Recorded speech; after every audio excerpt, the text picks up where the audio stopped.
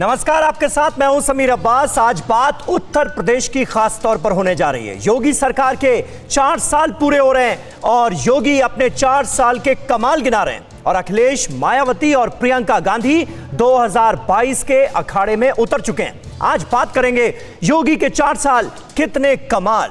तमाम सर्वे हुए हैं जिनमें योगी आदित्यनाथ का पलड़ा भारी दिख रहा है, लेकिन हम आपको फैक्ट्स दिखाएंगे जिससे आपको अंदाजा होगा कि योगी आदित्यनाथ ने अपने 4 साल में कितना काम किया है, कितनी सियासत हुई है। रोजगार से लेकर अर्थव्यवस्था, किसान, क्राइम, कोरोना कंट्रोल, लव जिहाद जो कि खासा चर्चा में रहा, गैंगस्टर्स, सबका रिकॉर्ड आज आपके सामने होगा। 4 साल का रिपोर्ट कार्ड योगी आदित्यनाथ पेश करेंगे, लेकिन उससे पहले टीवी 9 भारतवर्ष पर योगी और यूपी का पूरा बही खाता आप देखेंगे। लेकिन शुरुआत कर रहे हैं बड़ी खबर के साथ। सरकार के 4 साल पूरे होने पर मुख्यमंत्री योगी आदित्यनाथ ने उत्तर प्रदेश के लोगों के नाम, जनता के नाम एक चिट्ठी लिखी है और इस चिट्ठी की शुरुआत अटल जी की एक कविता से की गई है और उसके बाद 2 पन्नों में योगी ने 4 सालों में यूपी में अपने किए गए काम गिनाए हैं। योगी की एक एक उपलब्धि, एक एक दावा क्या है वो भी आपको बताएंगे। सबसे पहले उन्होंने जो लिखा वो आपके सामने है। योगी ने कहा कि 4 साल में 40 लाख लोगों को रोजगार दिया गया है, 1 करोड़ 38 लाख लोगों को मुफ्त बिजली कनेक्शन दिया। योगी ने यह भी दावा किया है कि यूपी में प्रति व्यक्ति आय पिछले 4 साल में 2 गुनी हो गई है, यानी 47,116 से बढ़कर आज की तारीख में 94,495 रुपए हो गई है। तो ये तमाम दावे किए गए हैं योगी आदित्यनाथ की तरफ से और उत्तर प्रदेश के लोगों के नाम, उत्तर प्रदेश की जनता के नाम मुख्यमंत्री ने एक चिट्ठी लिखी है और इसमें 4 साल के अपने तमाम कामों को गिनाया गया है। बताया गया है कि सांस्कृतिक राष्ट्रवाद की अलग जगाने की कोशिश की गई है इन 4 सालों में। यह भी बताया गया है कि किस तरह से यूपी की जीडीपी में जोरदार बढ़ोतरी हुई है। तो ये तमाम दावे योगी आदित्यनाथ ने किए हैं। 4 साल कितने कमाल। योगी का दावा यह है कि ये देखिए, फिक्र आपकी, 40 लाख से ज्यादा लोगों को घर मुहैया कराया गया। यह बड़ा दावा किया गया है यूपी की योगी सरकार की तरफ से। योगी कहते हैं कि प्रदेश में 2.61 करोड़ यानी 2 करोड़ 61 लाख शौचालयों का निर्माण इन 4 सालों में यानी योगी राज में करवाया गया। इसके अलावा 1 करोड़ 38 लाख परिवारों को फ्री बिजली कनेक्शन दिया गया। ये एक बड़ी उपलब्धि के तौर पर गिनाया गया है योगी आदित्यनाथ की इस चिट्ठी में। चेंज करेंगे इसे, 1 करोड़ 47 लाख परिवारों को फ्री एलपीजी कनेक्शन मिला है, ये बताया गया है। यानी उज्ज्वला योजना का लाभ जो है वो भी गिनाया जा रहा है। 1,35,000 सरकारी स्कूलों का कायाकल्प कर दिया गया है। जो प्राइमरी स्कूल्स की व्यवस्था थी उसमें बड़े पैमाने पर सुधार लाया गया है, यह भी दावा किया गया है योगी आदित्यनाथ ने जो चिट्ठी लिखी है उत्तर प्रदेश की जनता के नाम उसमें। हमारे साथ तमाम खास मेहमान इस वक्त मौजूद हैं, उनसे आपका तारुफ करा दें। हमारे साथ अनिला सिंह मौजूद हैं जो कि भारतीय जनता पार्टी की प्रवक्ता हैं। अनुराग भदौरिया समाजवादी पार्टी के प्रवक्ता हैं, वो हमारे साथ मौजूद हैं। सुरेंद्र राजपूत साहब मुस्कुराते हुए नजर आ रहे हैं, हमारे साथ मौजूद है कांग्रेस के तेज तर्रार राष्ट्रीय प्रवक्ता। हर्षवर्धन त्रिपाठी साहब हमारे साथ मौजूद हैं, सीनियर जर्नलिस्ट हैं, यूपी की सियासत को भी बखूबी समझते हैं। आज उनसे भी होगी बात, लेकिन सबसे पहले आपको लिए चलते हैं लखनऊ, जहां मौजूद हैं हमारे सहयोगी उमेश पाठक। उमेश, ये बताइए कि आज 4 साल पूरे होने के मौके पर योगी आदित्यनाथ की तरफ से जनता के नाम एक चिट्ठी जारी की गई है, लेकिन थोड़ी देर में वो रिपोर्ट कार्ड भी अपना पेश करने वाले हैं। क्या होगा, क्या कार्यक्रम है? देखिए समीर, मैं बताना चाहूँगा कि 4 साल पूरे होने पर आज एक विकास पुस्तिका का विमोचन करेंगे यूपी के सीएम योगी आदित्यनाथ। उसमें खास करके जो उनके कार्य रहे हैं पिछले 4 सालों में उसको आंकड़े सहित उसमें दिखाया जाएगा। मैं आपको बताना चाहूँगा सबसे बड़ा काम जो हुआ था वो योगी सरकार आने के बाद पहली कैबिनेट में जो ऋण मोचन का कार्यक्रम था, यानी कर्ज माफ़ी जो किसानों की गई थी उसका भी उल्लेख होगा। इसके अलावा तमाम और जो काम किए गए हैं जिसमें उन्होंने 5 एक्सप्रेस बनाने की बात कही है। इसके अलावा 13 एयरपोर्ट बनाने की बात है। कानून व्यवस्था पर जिस तरीके से तमाम कानून भी बनाए गए, तमाम बदलाव भी किए गए, उन सब की भी चर्चा होगी। और साथ ही साथ जो केंद्र सरकार की योजनाएं हैं, चाहे वो उज्ज्वला योजना हो प्रधानमंत्री आवास योजना हो या फिर विद्युतीकरण की योजना हो, इन सब का जिक्र होगा। तो थोड़ी देर का इंतजार करना पड़ेगा जब 11 बजे के आसपास ठीक है यूपी के सीएम योगी आदित्यनाथ इस लोक भवन में, जहां पर हम मौजूद हैं, यहां पर पुस्तिका का विमोचन करेंगे जिसका नाम होगा विकास पुस्तिका। ठीक है उमेश, आपसे बातचीत जारी रहेगी। इस बीच अपने दर्शकों को सुनाते हैं योगी आदित्यनाथ के वो 4 बयान जो पिछले 4 सालों में सुर्खियों में रहे, जिन बयानों ने अपराधियों, माफिया, प्यार के नाम पर धोखा देने वालों को साफ मैसेज दिया कि अब और नहीं।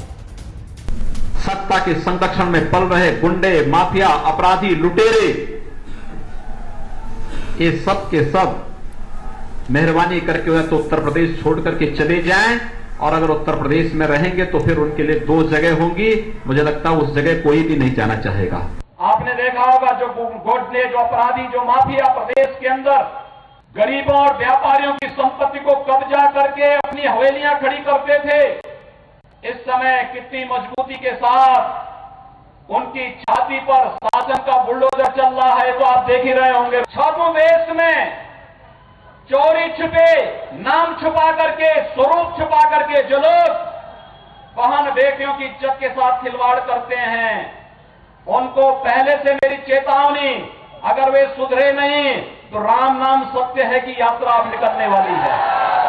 कोरोना में जब दुनिया अपने को बचा रही थी, तब केंद्र और प्रदेश सरकार, हमारे सांसद, हमारे विधायक, हमारे पदाधिकारी जनता की सेवा कर रहे थे, सेवा का कार्यक्रम चला रहे थे, जनता तक खाद्यान्न पहुंचा रहे थे, प्रवासी कामगार और श्रमिकों को भरण पोषण भत्ता उपलब्ध करा रहे थे, और उत्तर प्रदेश के नौजवानों को आत्मनिर्भर पैकेज, प्रधानमंत्री आत्मनिर्भर पैकेज के अंतर्गत रोजगार और स्वरोजगार की गारंटी भी देने का कार्य कोई कर रहा था, तो भारतीय जनता पार्टी की सरकारें कर रही थी।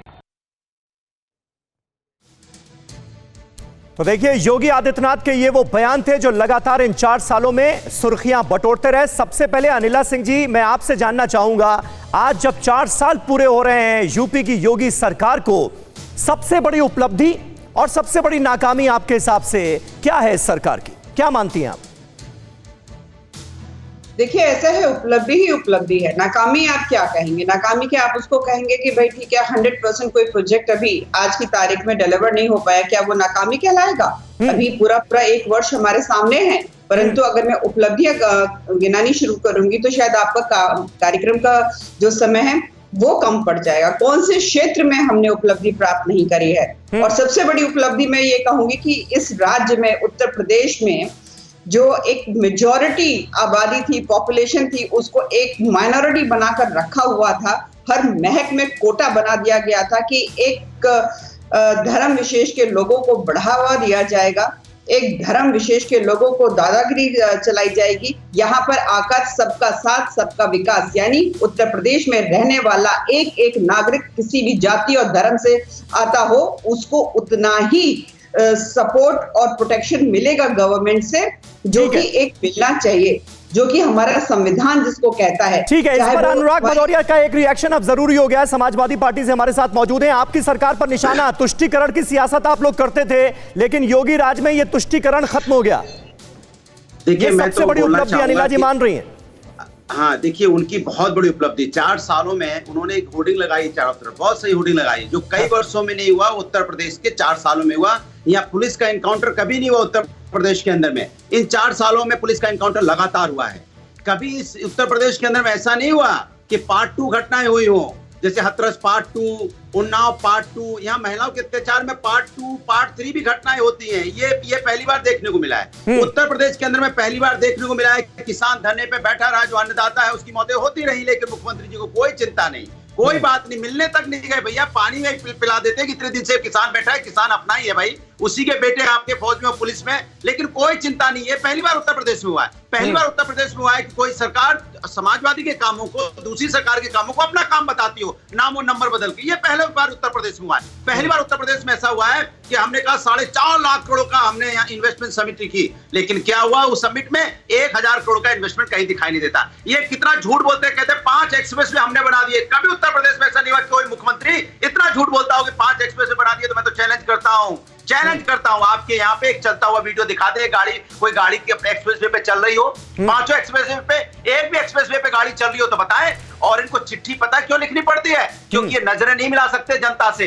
नजर कैसे मिलाएंगे? इसलिए चिट्ठी से झूठ बोलना है ना, तो झूठ बोलना है तो चिट्ठी में लिख दो कि हमने 40 लाख यहाँ बेरोजगार से लोग आत्महत्या कर रहे हैं, और बोलते हुए शर्म नहीं आती मुख्यमंत्री जी को कि यहाँ पे बेरोजगारी से लोग आत्महत्या करते हैं, महंगाई इतनी है, कमर तोड़ है, लोग परेशान है, लोगों के घरों में फाके लग रहे हैं, खाने तक के पैसे नहीं है, और कितनी लंबी लंबी बातें अच्छा ठीक है अनुराग भदौरिया साहब थोड़ा सा ब्रेक लगाइए। उत्तर प्रदेश एक और ऑपोजिशन पार्टी के नुमाइंदे सुरेंद्र सिंह राजपूत साहब भी हमारे साथ मौजूद हैं। राजपूत साहब, प्रियंका गांधी को क्यों लग रहा है कि जो बातें बताई जा रही हैं और कहा जा रहा है कि देखिए हमने 4 सालों में ये किया, प्रियंका गांधी कह रही हैं कि इस सूची के सभी पात्र झूठे और काल्पनिक हैं, क्यों?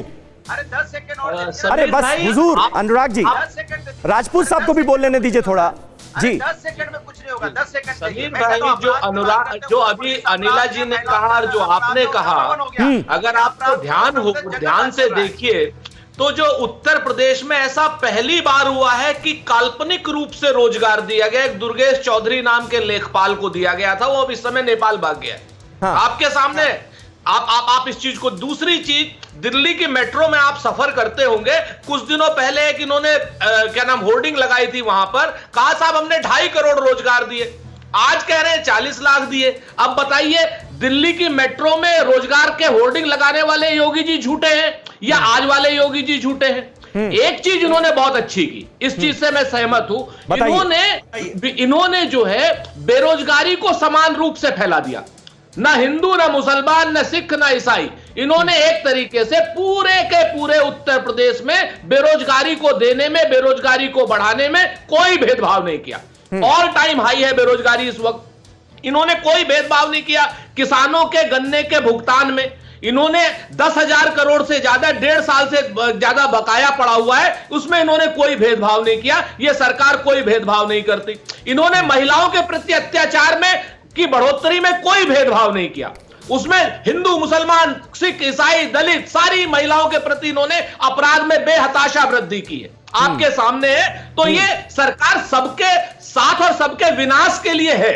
ये सरकार सबके साथ सबके विकास के लिए नहीं, सबका साथ सबका विनाश। जैसे मुस्लिम्स के लिए एक रंगनाथ कमीशन बना था, समीर भाई आप तो जानते। अब हमारी मांग है कि एक समीर अब्बास कमीशन बन जाए, ताकि कम से कम अब यहां पर अन्य धर्मों के लोगों की बेरोजगारी की स्थिति और दुर्दशा की स्थिति पिछले 4 साल में क्या हुई है, यह भी सामने आ जाए।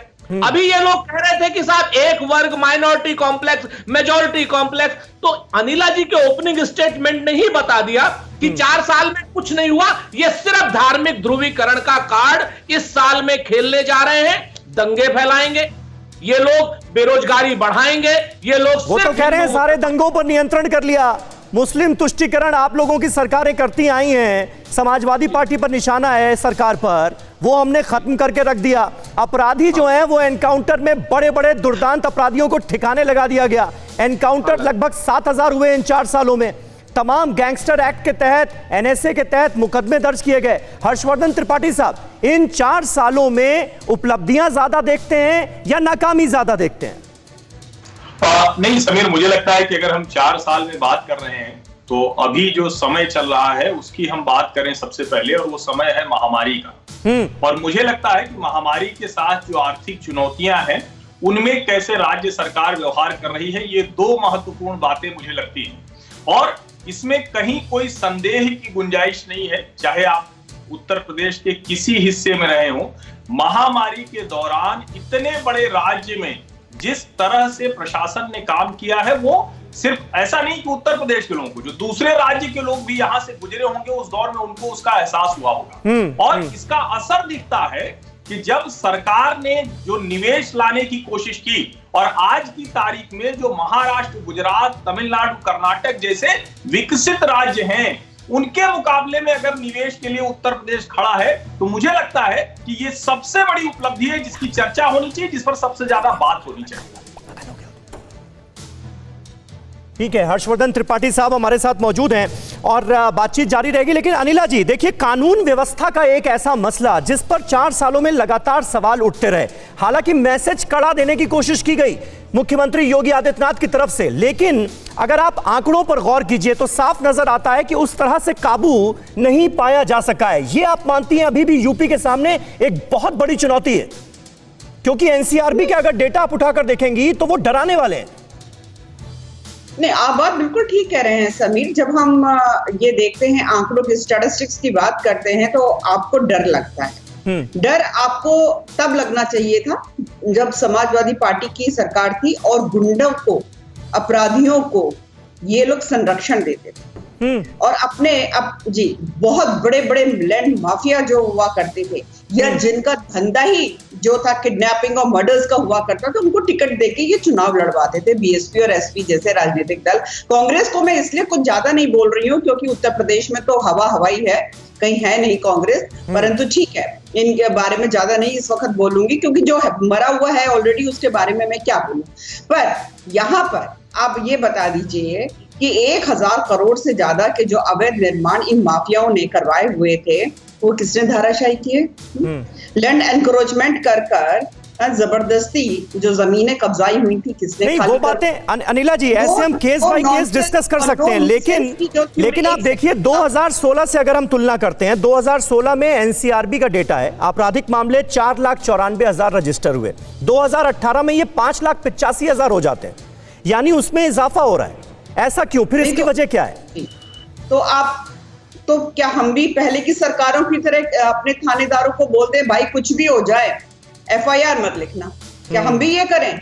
यहाँ तो मुख्यमंत्री जी के सीधे सीधे निर्देश हैं कि एफआईआर दर्ज होगी, स्टैटिस्टिक्स हमारे सामने चाहे कुछ भी आए, हमको न्याय दिलवाना है और न्याय दिलवाने के लिए क्या कदम नहीं उठाया जा रहा है सरकार के द्वारा? ये तो सीधे सीधे चुनौती देती है। ठीक है, अनुराग भदौरिया साहब इसका जवाब देना चाहेंगे आप? आपकी सरकारों में, आपकी सरकार जब थी तो मामले रजिस्टर ही नहीं हो पाते थे।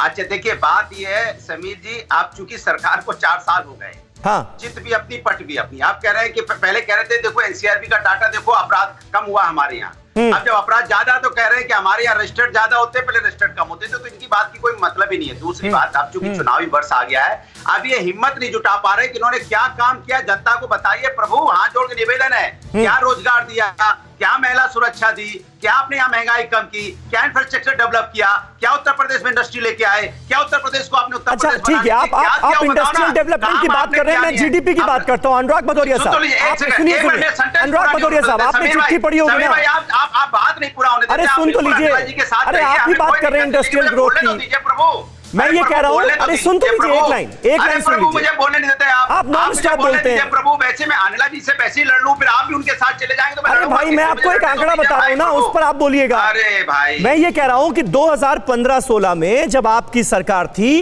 तो 10,90,000 करोड़ जीडीपी थी यूपी की, जो कि आज की तारीख में 21,73,000 करोड़ तक पहुंच गई है। ये योगी आदित्यनाथ ने अपनी चिट्ठी में इस बात का जिक्र किया। अरे मैं बोल तो रहा हूँ, मेरी सेंटेंस पूरा होने देखिए। मैं आपको साफ साफ कह रहा हूँ, आपने भी पत्रकार जी बैठे थे, आपने उनसे पूछा, उन्होंने ये बोलने से साफ इनकार कर दिया कि उत्तर प्रदेश में कोई विकास हुआ है। उन्होंने कोरोना काल की बात की, अपना एक रास्ता अपना लिया, बिल्कुल सही बोला उन्होंने कि कोरोना काल में आपदा में भी ये सरकार ने अफसर खोजा, वहां भी भ्रष्टाचार किया, पीपी का घोटाला किया, मेडिकल इक्विपमेंट का घोटाला किया। अभी पत्रकार मोदी जी कह रहे थे तो निष्पक्ष है ना, उन्होंने एक बार भी सरकार की तारीफ नहीं की कि सरकार ने यहाँ रोजगार देने पे बात की, सरकार ने अपराध कम हुआ उत्तर प्रदेश के अंदर, महिलाओं पे अपराध बढ़ गया, यहाँ पे पार्ट 2 घटनाएं हो रही है, कह रहे हैं इनकाउंटर कर रहे हैं। किसका इनकाउंटर कर रहे हैं आप? क्या आप जब आप देखो छोटे मोटों का फर्जी इनकाउंटर करते रहते हो। आपने अगर इनकाउंटर सही किया होता तो एसडीओ सीओ के सामने बलिया में दिन दहाड़े गोली मार के, अच्छा, छोटे मोटे अपराधियों का हो गया इनकाउंटर।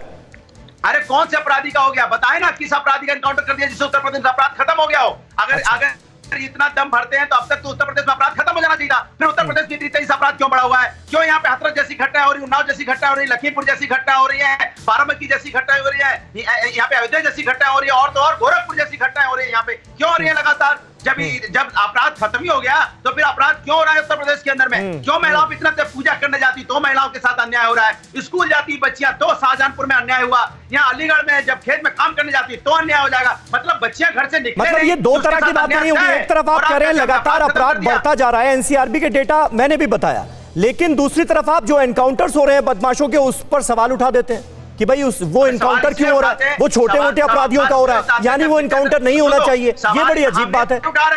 हम नहीं उठा रहे हैं। आप देखो ह्यूमन राइट कमीशन से कितनी नोटिस आई उत्तर प्रदेश को, कितने एफआईआर हुए इनके ऊपर में, जबकि सरकार उसके बाद भी कई एनकाउंटर पे एफआईआर हुई है। अभी एनकाउंटर हुए 2-3 उन पे एफआईआर हुई, क्यों हो रही है एफआईआर? जब आप साफ एनकाउंटर कर रहे हो तो आप पे एफआईआर क्यों हो रही है पुलिस के ऊपर में? इन्होंने पुलिस में, उत्तर प्रदेश में पहली बार ऐसा हो रहा है कि पुलिस वालों के ऊपर में अपराधी वार कर रहे हैं। क्या आकाशगंज में नहीं? क्या ठीक है, ठीक है, चलिए अपराध जो है, जो कानून व्यवस्था है, वो निश्चित तौर पर एक बड़ा मुद्दा है। अनिला जी, इस पर आप रिएक्ट कीजिएगा। लेकिन योगी आदित्यनाथ के 4 सालों में अपराध पर कैसे ब्रेक लगा? क्योंकि दावा इस वक्त यूपी की योगी सरकार की तरफ से यही किया जा रहा है कि देखिए 4 सालों में हमने अपराध कम कर दिए। तो वो आंकड़े क्या हैं जिसके बिना पर यह दावा किया जा रहा है? हिंसा का जिक्र सबसे पहले करते हैं। दंगे 40% कम हुए, ये सरकार कह रही है। और इसका सोर्स क्या है? सोर्स यूपी पुलिस का डेटा है, यूपी पुलिस डिपार्टमेंट है इसका सोर्स। रेप के मामले 45% घटे हैं, ये कहा गया है सरकार की तरफ से। मर्डर केसेस करीब 20% कम हुए हैं। योगी आदित्यनाथ के 4 सालों में अपराध पर लगाम लगाने की कैसे कोशिशें की गई हैं, उसका नतीजा है ये। डकैती 65% कम हुई है, ये कहा गया है, ये दावा किया गया है। लूट की घटनाओं में, वारदातों में 66% की कमी आई है, ये भी कहा गया है। और इन तमाम जानकारियों का सोर्स है UP police department. Surendra Rajput साहब के पास में जाऊंगा, उससे पहले देखिए एक और आंकड़ा हमारे पास आ गया है। योगी राज में कैसे बड़े बड़े ठिकाने लगे, इस पर भी एक नजर डालना जरूरी है। मुख्तार अंसारी का यहां पर जिक्र सबसे पहले करना होगा, जो कि पंजाब की जेल में बंद है और यूपी आने के नाम से डर जाता है। और पंजाब सरकार ने इसे वहीं पर रोकने की जो कोशिशें की, वो भी एक बड़ा मुद्दा बना। हालांकि यह मामला अभी अदालत में है। दूसरा नाम अतीक अहमद, बड़ा गैंगस्टर। अवैध प्रॉपर्टीज की तहस नहस की गई और जो अवैध निर्माण अतीक अहमद के कराए गए थे, वो हमने पिछले ही दिनों देखे किस तरह से उसको प्रशासन ने ढहा दिया। विकास दुबे, कानपुर वाला, क्योंकि अभी अनुराग भदौरिया साहब ये जिक्र कर रहे थे कि कौन सा बड़ा बदमाश मारा गया, तो सबसे पहले तो विकास दुबे का नाम ही जहन में आता है। 5 लाख का इनामी बदमाश था ये, और इसने जो जुर्रत, जो हिमाकत की थी, जिस तरह से पुलिस की टीम पर अटैक किया था, इतने लोगों की जान ली थी, उसके बाद इसका एनकाउंटर हुआ।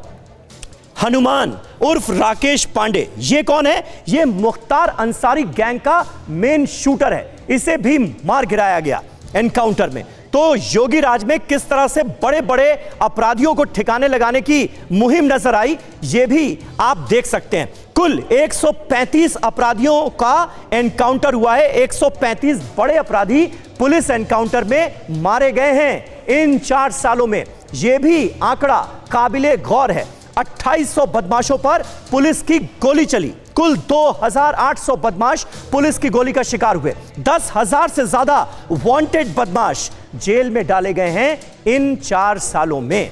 तो अपराध पर लगाम लगाने की कोशिशें कैसे हुई, जब यह सवाल हमारे जहन में आता है तो ये आंकड़े उसका जवाब हैं। 50,000 से ज्यादा के 91 इनामी बदमाश पकड़ लिए गए, जो कि इस वक्त पुलिस की गिरफ्त में हैं। गैंगस्टर एक्ट के तहत 11,930 मुकदमे दर्ज किए गए हैं, जो कि अलग अलग अदालतों में जिनकी कार्यवाही चल रही है। 523 अपराधियों के खिलाफ रासुका लगाया गया है, राष्ट्रीय सुरक्षा कानून लगाया गया है, जो कि बहुत ज्यादा सख्त है, जिसके प्रावधान बहुत ज्यादा सख्त हैं। ऐसे में सुरेंद्र राजपूत साहब, यह कहना कि अपराध पर लगाम लगाने की कोई कोशिश ही नहीं हुई, सरकार पूरी तरह से फेल साबित हुई, आपको नहीं लगता कि यह कहना नाइंसाफी होगी? शेर याद आ गया, आपने इतनी बढ़िया बढ़िया बातें करी सरकार की तरफ से, आनंद आ गया एकदम सुन करके, ऐसा लगा जैसे राम राज्य आ गया। नहीं, ये फैक्ट्स हैं, ये फैक्ट्स हैं, सुनिए, ये हुआ है।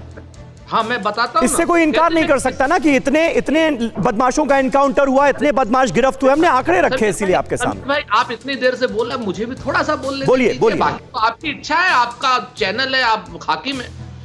कहते हैं ना कि किससे करें शिकायत, कैसी ये दुश्वारी है। मुलजिम भी सरकारी है और मुंसिफ भी सरकारी है। हाँ। जितने बदमाश भाजपा में चले गए वो तो सारे कमल साहब साबुन से धुल करके संत महंत हो गए। आपने इतने बड़े बड़े अभी माफियाओं, भू माफियाओं की बात की। एक बुक्कल नवाब करके थे, सपा के एमएलसी होते थे, उनके खिलाफ करोड़ों रुपए का गबन भाजपा वाले कहते थे कि इनका ये जमीन गिरेगी, वो जमीन गिरेगी, ये मकान, ये फ्लैट। जिस दिन से वो भाजपा का एमएलसी बना है, वो बिल्कुल संत महंत हो गया। मैंने आपको सिर्फ एक वो मेरा किसी व्यक्तिगत कहना नहीं, मैं आपसे 2-3 बातें कहता हूं। पुलिस अपनी पीठ नहीं थपथपाएगी तो किसकी पीठ थपथपाएगी? मुझे यह बताइए। पुलिस के आंकड़े इंडिपेंडेंट, इसको वैलिडेशन करने का सोर्स क्या है? कोई हमें बता दे। वैलिडेशन करने का सोर्स एक ही होता है कि अपराध खत्म हो जाए या कम हो जाए। महिलाओं के प्रति अत्याचार में, महिलाओं के प्रति दुराचार में, महिलाओं के प्रति गैंग रेप में अगर उत्तर प्रदेश में वृद्धि नहीं हुई है तो आप मुझे बता दीजिए पुलिस के आंकड़े इसका मतलब झूठे हैं। आप इस चीज को देखिए कि उत्तर प्रदेश में पहली बार ऐसा हो रहा है कि 8-8 पुलिस वालों को एक बदमाश एक इनकाउंस में शहीद कर देता है, 8 पुलिस वालों को। उसके बाद उत्तर प्रदेश में पहली बार हो रहा है कि भारतीय जनता पार्टी की वाराणसी जो प्रधानमंत्री जी का क्षेत्र है, वहां का जिला अध्यक्ष पुलिस वालों को जूतों से पीटता है, जूतों से पीटता है सिर्फ इस वजह से कि उस अध्यक्ष के परिवार वालों ने मास्क नहीं लगा रखा था। यह सत्ता का दुरुपयोग, सत्ता का अभिमान, जिस तरीके से पुलिस वालों को डिमोरलाइज किया जा रहा है, न भूतो न भविष्यतो, ऐसा कभी नहीं हुआ। अब आप आ जाइए आर्थिक पर, आप इस चीज को देखिए कि एक तरफ तो रोजगार की बात करते हैं योगी जी की इतने लाख इतने करोड़, दूसरी तरफ 1/3 एमएसएमई बंद हो चुकी है उत्तर प्रदेश में। 5000 के आसपास एमएसएमई थी। नोएडा में आप चले जाइए अपने कैमरे को लेकर के समीर भाई, 1/3 से ज्यादा एमएसएमई बंद हो चुकी है। रोजगार कहां से मिलेगा? एक आंकड़ा कम से कम ये लोग बताएं ना रोजगार का, कि एक भर्ती इन्होंने अपने कार्यकाल में शुरू की हो और वो एक भर्ती खत्म कर दी हो, कोई एक भर्ती। ठीक है ना? ठीक है। रोजगार और कानून व्यवस्था, ये 2 बड़े मुद्दे सरकार के खिलाफ ऑपोजिशन के पास हैं फिलहाल। सरकार के 4 साल पूरे होने पर योगी आदित्यनाथ क्या कह रहे हैं वो जरा आपको बताते हैं। ईज ऑफ डूइंग बिजनेस पर योगी सरकार का बयान। ईज ऑफ डूइंग बिजनेस में यूपी ने बड़ी छलांग लगाई है। 12 पायदान ऊपर उठकर यूपी नंबर 2 बन गया है, ये कहा गया है योगी सरकार की तरफ से। योगी सरकार ने बिजनेस के लिए माहौल को बदलने की कोशिश की है। यूपी देश की सबसे बड़ी अर्थव्यवस्था बनने का लक्ष्य लेकर आगे चल रहा है, ये कहा गया है। और इसी बात को आगे बढ़ाते हुए योगी आदित्यनाथ ने यह कहा है कि 2015-16 में 10,90,000 करोड़ की जीडीपी आज 21,73,000 करोड़ की जीडीपी के साथ देश में दूसरे नंबर की अर्थव्यवस्था वाला राज्य बनकर उभरा है यूपी। और सरकार के 4 साल पूरे होने पर योगी का संकल्प क्या है ये आपको बताते हैं। रक्षा क्षेत्र में देश को आत्मनिर्भर बनाना है, यह कहा गया है सीएम की तरफ से। डिफेंस कॉरिडोर पर तेजी से काम हो रहा है। रक्षा क्षेत्र में उत्पादन बढ़ाने पर जोर दिया जा रहा है। इन तमाम बातों का जिक्र योगी आदित्यनाथ की तरफ से किया गया है। और अब से थोड़ी देर बाद मुख्यमंत्री योगी आदित्यनाथ प्रदेश की जनता से मुखातिब होंगे और अपने 4 सालों का रिपोर्ट कार्ड यूपी की जनता के सामने रखेंगे। हर्षवर्धन त्रिपाठी साहब, रोजगार एक बड़ा मुद्दा मानते हैं आप, क्योंकि अब 1 साल, क्योंकि 4 साल पूरे हो चुके हैं, 1 साल ही बचा है चुनाव में। 2022 की तैयारियां जो हैं सारी ऑपोजिशन पार्टियों ने भी शुरू कर दी है बीजेपी के साथ साथ। क्या ये एक बड़ा मुद्दा सरकार के खिलाफ बन सकता है क्या, रोजगार का? नहीं समीर, मुझे लगता है कि रोजगार किसी भी सरकार के पक्ष या विपक्ष में सबसे बड़ा मुद्दा है और होना भी चाहिए। लेकिन उत्तर प्रदेश के संदर्भ में 2-3 चीजें मुझे लगता है कि बात करना बेहद जरूरी है जी। और जब हम ये कहते हैं कि अपराध के आंकड़ों की बात करते हैं, जब हम कहते हैं कि किस तरह से मामले दर्ज हुए और उनके आंकड़े सामने आ गए, तो मैं आपको बस एक बात कहता हूं कि गोरखपुर से लेकर गाजियाबाद तक कोई एक शहर बताइए जहां कोई माफिया, कोई संगठित अपराधी हो, या तो जेल में ना हो या फिर एनकाउंटर तो ठीक है कि किसका हुआ किसका नहीं उस पर बहस होगी, आंकड़े निकाले जाने लगेंगे, लेकिन इसमें कहीं कोई बहस नहीं कि संगठित अपराधियों की कमर योगी राज में तोड़ दी गई है। और जो सबसे बड़ी बात है कि जिस टॉप हिस्ट्री शीटर की बात हम करते हैं, मुख्तार अंसारी, 32 बार उत्तर प्रदेश पुलिस उसको लेने के लिए गई है और पंजाब की कांग्रेस की सरकार उसे क्यों नहीं लाने दे रही? बड़े छोटे से अपराध में रोपड़ जेल में बंद है। और जब हम कहते हैं कि रोजगार कैसे दुरुस्त होगा, तो उसके लिए सबसे बड़ा पैमाना यही है कि क्या निवेश करने के लिए निजी कंपनियां, निजी उद्योग आ रहे हैं क्या? इसमें कतई कोई संदेह नहीं है कि उत्तर प्रदेश आज देश के दूसरे जो विकसित राज्य हैं उनके मुकाबले सबसे आगे की कतार में खड़ा है और वहां जो विदेशी कंपनियां हैं वो भी निवेश लाने के लिए तैयार है। मुझे लगता है कि ये एक बड़ा कहें कि अगर योगी राज के समर्थन में कोई एक चीज है तो वो सबसे बड़ी चीज है कि उन्होंने इस अवसर का इस्तेमाल किया है। ठीक है, इसका जवाब सुरेंद्र सिंह राजपूत देंगे, हाथ उठा चुके हैं। लेकिन इस बीच अपने दर्शकों को बता दें कि योगी आदित्यनाथ के 4 साल पूरे होने के मौके पर प्रियंका गांधी ने ट्विटर के जरिए जोरदार हमला बोला है योगी आदित्यनाथ पर। योगी के प्रचार पर प्रियंका का निशाना। प्रियंका ने ट्विटर पर लिखा, उत्तर प्रदेश सरकार को अपने प्रचार में यह डिस्क्लेमर डलवा देना चाहिए, इस प्रचार के सभी पात्र एवं घटनाएं काल्पनिक हैं, इनका वास्तविक जीवन से कहीं कोई संबंध नहीं है, इससे ट्विटर पर बनाए लेखपाल को नहीं भागना पड़ेगा नेपाल। यह कहते हुए प्रियंका गांधी वाड्रा, जो कि उत्तर प्रदेश में कांग्रेस के पक्ष में लगातार माहौल बनाती हुई आजकल नजर आ रही हैं, वो हमला बोल रही हैं यूपी की योगी सरकार पर। सुरेंद्र राजपूत साहब, एक तो ये जवाब दे दीजिए जो हर्षवर्धन त्रिपाठी साहब ने भी सवाल उठाया कि भाई मुख्तार अंसारी जैसे माफिया को अगर डर न लगने लगे यूपी ले जाने में, यूपी की जेल में रहने में, तो ये तो अपने आप में कामयाबी है ही, और उसके साथ पंजाब की सरकार खड़ी क्यों नजर आती है। दूसरा, प्रियंका गांधी का ये ट्वीट।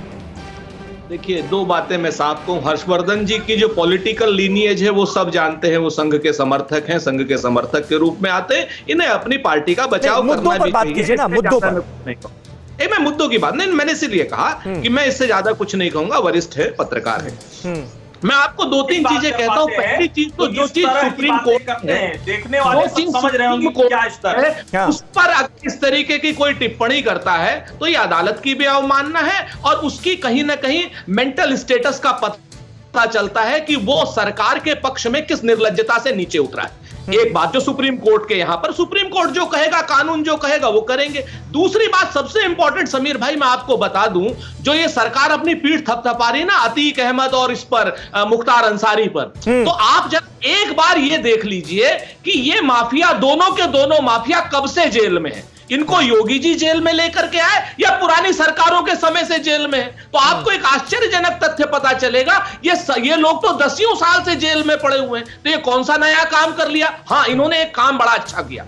ये काम क्या करते हैं कि झांसी जेल से निकाल करके मुन्ना बजरंगी को बागपत की जेल में खुलेआम कोल्ड ब्लडेड मर्डर कराते हैं किसी हत्यारे से, वहां कोई दुजाना पुजाना क्या नाम है उनका।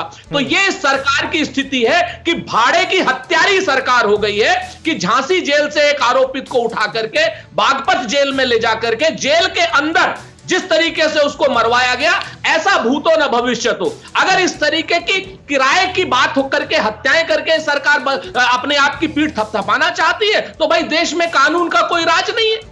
अगर आप इसको भी सही मान, जवाब दे दीजिए सुरेंद्र राजपूत जिन बातों का जिक्र कर रहे हैं, अब सुनिएगा सुरेंद्र जी। नहीं, धन्यवाद।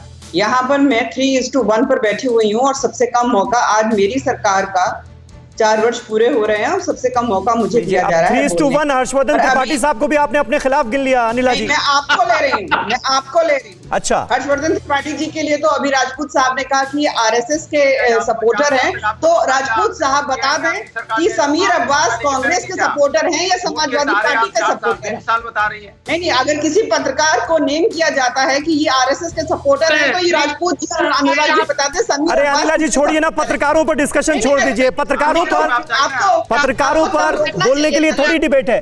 अनिला जी 4 साल पर बात कीजिए ना, जो सवाल सुरेंद्र राजपूत जी उठा रहे थे उनका जवाब दे दीजिए जल्दी से, देखिए वक्त जाया हो जाएगा। सपोर्टर हैं तब आप उनको कुछ नहीं बोलेंगे। नहीं, मैंने बोल दिया उसी वक्त। अनिला जी आपने शायद सुना नहीं, मैंने उसी वक्त बोला कि मुद्दों पर बात कीजिए, व्यक्तिगत टिप्पणी मत कीजिए। जरा इसका उत्तर भी मुझको दे दिया जाए तो आप कहते अरे छोड़िए इसको। साहब, पॉलिसी एक जैसी रखनी चाहिए, अपने लिए कुछ और दूसरे के लिए कुछ और नहीं रखनी चाहिए। योगी सरकार की, भारतीय जनता पार्टी सरकार की यही एक सबसे बड़ी उपलब्धि है। हम सबके लिए समान हैं, हम यहाँ तुष्टीकरण नहीं करते हैं।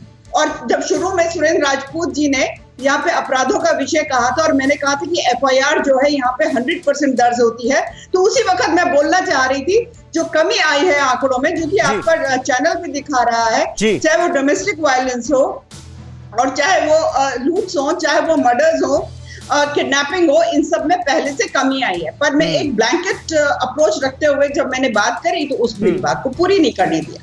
आज उत्तर प्रदेश जो है अलग अलग क्षेत्रों में अव्वल है। उसका उत्तर क्या देंगे ये? कांग्रेस पार्टी वाले देंगे? प्रियंका वाड्रा मुंह पे ताला लगाकर बैठ जाती है। राजस्थान पे जब बलात्कार पे बलात्कार हो रहे होते हैं कोई प्रतिक्रिया नहीं। हाँ? महाराष्ट्र में जहां इनकी सरकार बैठी हुई है, पुलिस के अधिकारी क्या कर रहे हैं? मर्डर्स कर रहे हैं ना, एक्सटॉर्शंस कर रहे हैं ना। ठीक है, उसके लिए कुछ नहीं बोलेंगे। ठीक है अनिला जी, चलिए बहुत बहुत शुक्रिया, बहुत बहुत शुक्रिया। वक्त हमारे पास इतना ही था, लेकिन इसमें कोई नई बात नहीं है। देखिए, जब भी सरकार, किसी भी पार्टी की सरकार अगर 4 साल या 5 साल पूरे करती है तो सरकार अपनी उपलब्धियां गिनाती है और विपक्ष जो है वो उस पर हमले बोलता है, तो इसमें कोई नई बात तो नहीं है। अब योगी आदित्यनाथ थोड़ी देर में प्रदेश की जनता से मुखातिब होंगे, वो अपना 4 साल का रिपोर्ट कार्ड पेश करेंगे, उस पर भी होगी हमारी नजर। फिलहाल आप सभी का बहुत बहुत शुक्रिया हमारे साथ इस डिबेट को ज्वाइन करने के लिए। परवाह देश की, सोमवार से शुक्रवार रात 10 बजे TV9 भारतवर्ष पर।